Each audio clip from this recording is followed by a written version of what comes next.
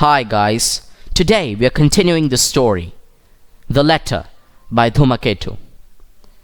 The story is about the paternal affection of a father to his only daughter who had deserted him.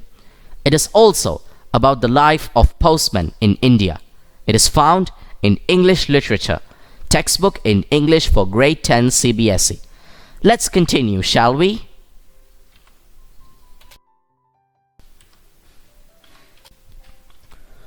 Who, sir? Oh, yes, answered the clerk. No matter what the weather is, he has been here every day for the last 5 years, but he doesn't get many letters. I can well understand that. Who does he think will have time to write a letter every day? But he's a bit touched, sir. In the old days, he committed many sins, and maybe he shed some blood within sacred precincts, and is paying for it now. The postman added in support of his statement. Madmen are strange people, the postmaster said. Yes, I once saw a postman in Ahmedabad who did absolutely nothing but make little heaps of dust. And another had a habit of going to the riverbed in order to pour water on a certain stone every day. Oh, that's nothing, chimed in another. I knew one madman who paced up and down all day long, another who never ceased declaiming poetry, and a third who would slap himself on the cheek and then begin to cry because he was being beaten. And everyone in the post office began to talk of lunacy. All working class people have the habit of taking periodic rests by joining in general discussion for a few minutes. After listening a while, the postmaster got up and said, It seems as though the mad live in a world of their own making. To them, perhaps we too appear mad. The madman's world is rather like the poet's, I should think. He laughed as he spoke the last words, looking at one of the clerks who wrote indifferent words. Then he went out and the office became still again. For several days, Ali had not come to the post office.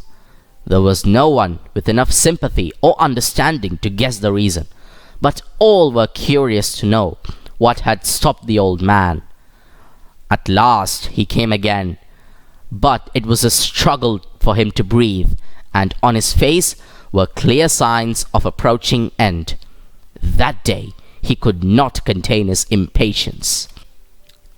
Master Sahib, he begged the postmaster, do you have a letter from my Miriam? The postmaster wanted to get out to the country and was in a hurry. What a pest you are, brother, he exclaimed. My name is Ali, answered Ali absent-mindedly. I know, but do you think we have got your Miriam's name registered? Then please note it down, brother. It will be useful if a letter should come when I am not here.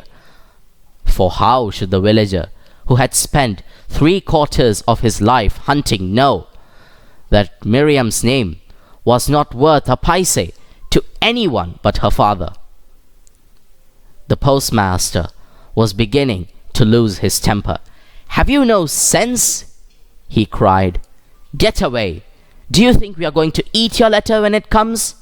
And he walked off hastily. Ali came out very slowly, turning after every few steps to gaze at the post office. His eyes were filled with tears of helplessness, for his patience was exhausted, even though he still had faith. Yet how could he still hope to hear from Miriam?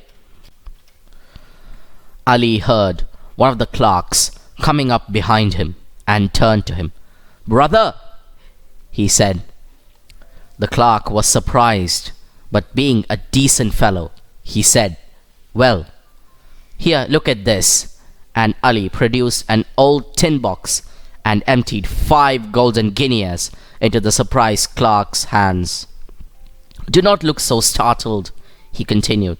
They will be useful to you. as they can never be to me. But will you do one thing?" "What? What do you see up there?" said Ali, pointing to the sky. "Heaven." And ta-da! Time is up.